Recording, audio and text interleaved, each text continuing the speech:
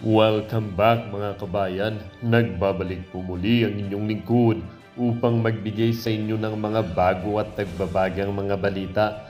Tila ba hindi mapakali sina Tambaluslos, Kuting ng Norte at Bonjing Rimulya dahil sa mga revelasyong ni former President Rodrigo Roa Duterte sa kanila, lalong-lalo na't nilabas ni former President ang listahan ng mga pulboronic na mga government officials.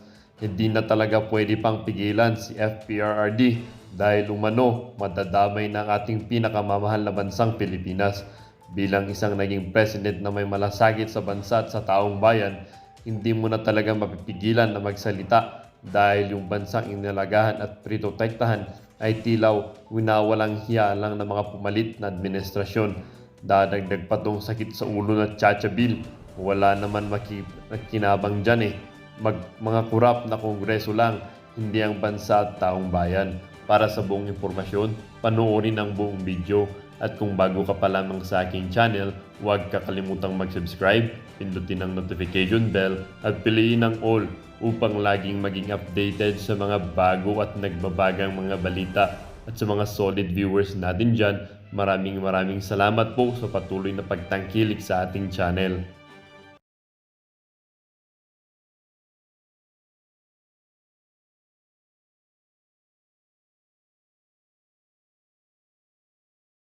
Ang isyung ito ay naging usap-usapin din sa mundo ng social media.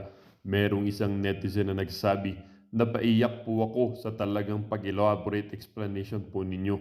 Napakasakit naman at kawawang kalagayan ng ating inang bayan. Suportahan po natin si Pangulong Duterte natin at magdasal po tayo. And please, protection po para kay Tatay Digong. At sabi din naman ng isang netizen, grabe, ano na ba ang nangyayari sa ating bansang Pilipinas? Lalo pa palang gumugulo. No, nagtaka ako ng pagkaupo ni Kuting bilang presidente. Bigla niya tinanggal si Atty. Vic Rodriguez, ipinalit si Romualdez.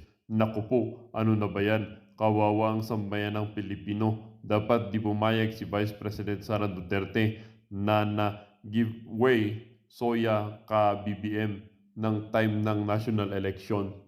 At sabi din naman ng isang netizen, ang 20 na bigas palagi inaantay ng mga katulad naming mahihirap. Halos 60 pesos na ang kilo ng bigas.